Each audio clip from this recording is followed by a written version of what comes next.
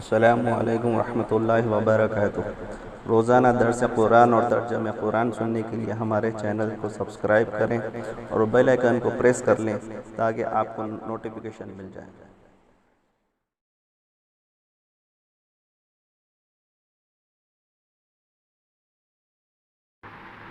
اعوذ باللہ من الشیطان الرجیم، بسم اللہ الرحمن الرحیم۔ الرحمن علم القرآن خلق الانسان علمه البیان الشمس والقمر بحسبان والنجم والشجر يسجدان۔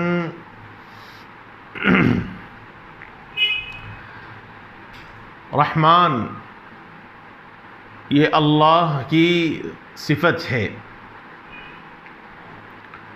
اور اس سے پہلے یہ بات عرض کی گئی ہے کہ اللہ تعالیٰ کی دو صفات ہیں خاص طور پر، ایک رحمان اور دوسرے رحیم۔ رحمان یہ صفت عام ہے اور رحیم یہ صفت خاص ہے۔ رحمان کی صفت اس طرح عام ہے کہ وہ اپنے سارے بندوں کو، ساری مخلوق کو، جنات کو، انسانوں کو، جانوروں کو، درختوں کو، نباتات کو، جمادات کو، ساری مخلوق کے واسطے رحمان کا لفظ عام ہے، اور رحیم کا تعلق خاص ہے اللہ کے ان مؤمن مسلمان بندوں کے واسطے جو کل آخرت میں اللہ تعالیٰ کے اس صفت رحم سے فائدہ اٹھائیں گے۔ جیسا کہ کل کی مجلس میں عرض کیا گیا کہ سورہ رحمان اللہ تعالیٰ کے انعامات کی تفصیلی کا بیان ہے۔ اللہ رب العزت نے اس سورہ کی ابتدا رحمان ہی کے لفظ سے فرمائی ہے۔ اس کی وجہ حضرات مفسرین کرام نے یہ فرمائی ہے کہ مشرکین مکہ یہ رحمان کا انکار کیا کرتے تھے، اور قرآن مجید نے ایک جگہ فرمایا بھی کہ جب ان سے کہا جاتا ہے کہ تم رحمان کو سجدہ کرو تو وہ یوں کہتے ہیں کہ رحمان کیا چیز ہے؟ تو گویا رحمان کے لفظ سے ان کو ایک طرح کا انکار تھا، رحمان کی صفات کا انکار تھا۔ اللہ رب العزت والجلال نے لفظ رحمان کے لفظ سے استعمال کر کے یہ بتلا دیا کہ جس رحمان کا اور جس ذات کا تم انکار کر رہے ہو یا نہیں سمجھ پا رہے ہو، سمجھنا چاہیے کہ وہی ذات ہے جس نے تم پر اپنی ساری نعمتوں کو پھیلا دیا، نچھاور کر دیا۔ اگر وہ نہیں چاہتا تو پھر آج تمہارا نام و نشان نہیں رہتا۔ آج تمہارے لیے نعمتیں جو جس نعمتوں کو تم استعمال کر رہے ہو، اگر اس ذات کی رحمانیت اور اس ذات کی محبت اور اس ذات کے کرم بخشش نہ ہوتی تو ان نعمتوں سے تم استفادہ نہیں کر سکتے۔ اس لیے لفظ رحمان کا لفظ استعمال کر کے اللہ تعالیٰ نے ساروں کے ذہن کو جھنجھوڑا ہے۔ اللہ تعالیٰ فرماتے ہیں الرحمن، یعنی رحمان کی بے شمار نعمتیں ہیں۔ الرحمن کا یہ مطلب ہے کہ یہاں رحمان کی بے شمار نعمتیں ہیں، اور اسی لیے قرآن مجید نے ایک جگہ کہا وَإِن تَعُدُّوا نِعْمَةَ اللَّهِ لَا تُحْصُوهَا، اگر تم اللہ کی نعمتوں کو گننا چاہو تو اللہ کی نعمتوں کو تم شمار نہیں کر سکتے، گن نہیں سکتے۔ اور قرآن مجید نے یہاں یہی بات فرمائی ہے کہ رحمان کی بے شمار نعمتیں ہیں، اور ان میں روحانی نعمتوں میں سے یہ ہے کہ اس نے اپنے بندے کو قرآن کی تعلیم دی۔ الرحمن علم القرآن، ان بے شمار نعمتوں میں سے ایک نعمت یہ ہے کہ اس نے اپنے بندوں کو قرآن کی تعلیم دی۔ اور پھر اس کے بعد فرمایا خلق الانسان، اللہ تعالیٰ کے نعمتوں میں سے اور اللہ کے انعامات میں سے ایک یہ ہے کہ اس اللہ نے انسان کو پیدا فرمایا، اور نہ صرف یہ کہ پیدا فرمایا بلکہ علمہ البیان، انسان کو گویائی سکھلائی۔ اگر غور کیا جائے تو انسان کی تخلیق پہلے ہونا چاہیے، اور ہوتی ہے پہلے تخلیق، اس کے بعد مرحلہ وار بندے کے اندر گویائی آتی ہے، بات کرنے کی صفت آتی ہے، اور پھر اس کے بعد قرآن کا سیکھنا اور پڑھنا پڑھانا ہوتا ہے۔ یہ اللہ رب العزت نے بالکل نظام الٹ دیا۔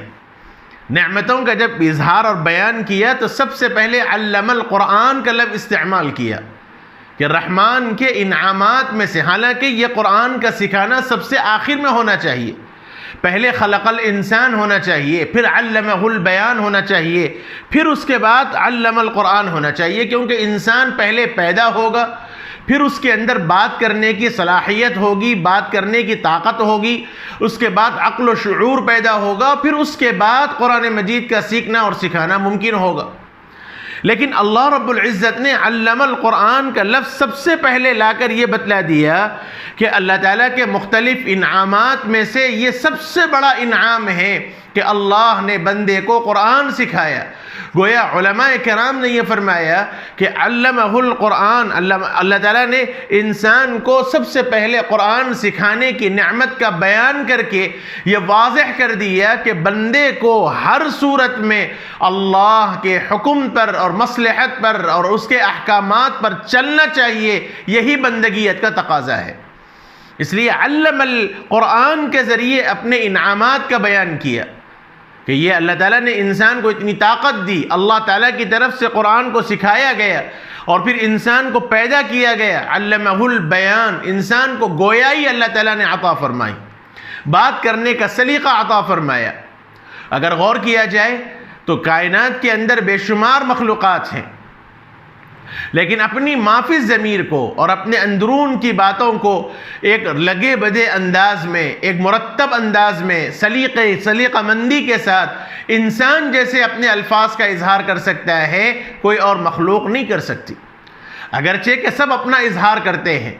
ایک بکری اگر اپنے بچوں کے ساتھ بات کرے تو وہ اپنے ایک مخصوص انداز میں بات کرے گی۔ ایک اور جانور اگر اپنے جانوروں کا کوئی بچہ اگر اپنے ماں سے کوئی چیز بولنا چاہے تو وہ اپنے ایک مخصوص انداز میں بولتا ہے۔ انسان کو اللہ تعالیٰ نے گویائی عطا کی، گویائی کی طاقت دی، انسان کی زبان سے ایک الفاظ کا ذخیرہ نکلتا ہے، اور اس کو ایک مرتب انداز سے کہنے کے الفاظ کے اعتبار سے بندہ کو اللہ تعالیٰ نے گویائی کی طاقت دی، اور اس کے نتیجے میں ایک انسان اپنے مافی ضمیر کو وہ ادا کرتا ہے۔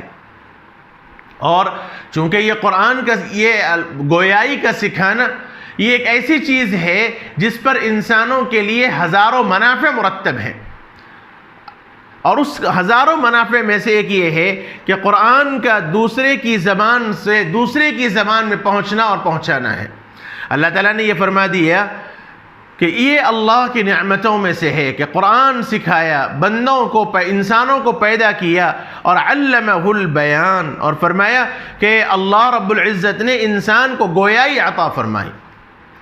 عربی جاننے والے جانتے ہیں کہ علمہ کا جو لفظ ہے عام طور پر علمہ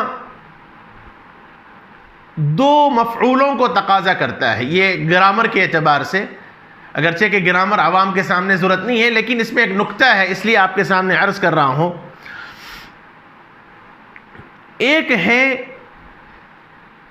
قرآن سکھانا اور ایک ہے کس کو سکھانا۔ علمہ، اللہ تعالیٰ فرماتے ہیں اللہ نے قرآن کو سکھایا، اور ایک ہے کس کو سکھایا۔ قرآن نے یہ تو بیان کیا کہ کیا سکھایا، اللہ تعالیٰ نے قرآن سکھایا، کس کو سکھایا قرآن نے یہ بیان نہیں کیا۔ علماء کرام نے یہ فرمایا کہ علم القرآن سے مراد حضرت محمد صلی اللہ علیہ وسلم ہے، اور ان کے واسطے سے ساری انسانیت ہے۔ اللہ تعالیٰ نے اپنے نبی کو ڈائریکٹ بلا واسطہ قرآن مجید سکھایا، اور حضرت محمد صلی اللہ علیہ وسلم کی زبانی اللہ تعالیٰ نے ساری انسانیت کو قرآن سکھایا۔ ایک مطلب یہ بیان کیا، اور بعض مفسرین کرام نے یہ بیان فرمایا کہ جب قرآن نے دوسرے مفعول کو بیان نہیں کیا، صرف یہ کہا علم القرآن، اللہ تعالیٰ نے قرآن سکھایا، اللہ نے یہ قرآن کس کو سکھایا یہ واضح نہیں کیا۔ یہ اس بات کا اشارہ ہے کہ یہ قرآن ساروں کے واسطے، ساری انسانیت کے واسطے، سارے جنات کے واسطے اللہ تعالیٰ نے اس قرآن کو دلیل بنایا اور لوگوں کو سیکھنے کا ذریعہ بنایا کہ آدمی اس کے ذریعے سیکھ سکتا ہے۔ اور قرآن کی تعلیم کو، قرآن کی تعلیم کو مقدم کر کے انسان کی تخلیق کو، پیدا کرنے کو بعد میں بیان کر کے اس بات کی طرف اشارہ کر دیا کہ تخلیق انسانی یعنی انسان کو پیدا کرنے کا اصل مقصد تعلیم قرآن ہے، علم القرآن۔ کیونکہ یہ بات واضح ہے کہ جو چیز جتنی زیادہ اہم ہوتی ہے اس کو بڑی خصوصیت کے ساتھ بیان کیا جاتا ہے۔ اللہ تعالیٰ نے سب سے پہلے رحمان کے نام کے بعد علم القرآن بیان کر دیا، تو گویا قرآن کا سکھانا ایک سب سے بڑی نعمت ہے۔ اور اس نعمت کے بیان کے بعد اللہ تعالیٰ نے خلق الانسان کی بات فرمائی کہ انسان کو پیدا فرمایا، تو گویا انسان کی پیدائش کے ذکر سے پہلے قرآن کی تعلیم کا ذکر کرنا یہ اس بات کی دلیل ہے کہ انسانیت کے لیے سب سے بنیادی چیز قرآن مجید کی تعلیم کا سیکھنا ہے۔ اس لیے بڑے افسوس کی بات ہے ان لوگوں کے واسطے جو قرآن پڑھنا نہیں جانتے، عمریں گزر گئیں لیکن قرآن شریف پڑھنا نہیں جانتے، قرآن پڑھ تو لیتے ہیں لیکن تجوید کے ساتھ نہیں پڑھتے، تو کل قیامت کے دن ایسوں کے متعلق پوچھ ہوگی۔ اس لیے قرآن کو اگر عمر کے اس حصے میں بھی ہم پہنچ جائے کہ اب قرآن کا پڑھنا دشوار ہے، تب بھی کوشش کرنی چاہیے قرآن کو سیکھنے کی۔ سارے دنیا کے ہمارے کام ہو سکتے ہیں، قرآن کو سیکھنے پر ہماری توجہ کیوں نہیں ہو سکتی؟ اس لیے قرآن کا سیکھنا ضروری ہے۔ اور پھر اس کے بعد اللہ رب العزت والجلال نے آگے بیان فرمایا الشمس والقمر بحسبان۔ غور کرو کہ یہ چاند، یہ سورج ایک حساب سے چل رہے ہیں۔ اللہ تعالیٰ نے ہر ایک کا ایک پیمائش مقرر کر رکھی ہے۔ سورہ یاسین کی تفسیر میں آپ کے سامنے بات آئی کہ سورج اپنے محور میں گردش کر رہا ہے، چاند اپنے محور میں پھر رہا ہے، زمین اپنے اعتبار سے چل رہی ہے، وَكُلٌّ فِي فَلَكٍ يَسْبَحُونَ، ہر ایک اپنے محور میں گردش کر رہا ہے۔ اللہ تعالیٰ نے یہ نظام چلایا ہے۔ صبح سے سورج نکلا تو شام تک آ کے ڈوبا، چاند کو مغرب کے بعد چاند نکلا تو صبح سے پہلے چاند ڈوب گیا، اور پھر ایک نظام کے ساتھ سورج اور چاند کا چلتے رہنا، یہ اللہ تعالیٰ کا نظام ہے۔ فرمایا کہ الشمس والقمر بحسبان، اللہ کی نعمتوں میں سے یہ ہے کہ اللہ رب العزت نے سورج اور چاند کو حساب کے ساتھ چلایا ہے۔ اور پھر اس کے بعد فرمایا والنجم والشجر یسجدان، انسانیت کو متنبہ کرتے ہوئے فرمایا کہ تم اللہ کی عبادت کا انکار کرتے ہو، اللہ تعالیٰ کی عبادت سے تمہیں مشقت اور تکلیف ہوتی ہے۔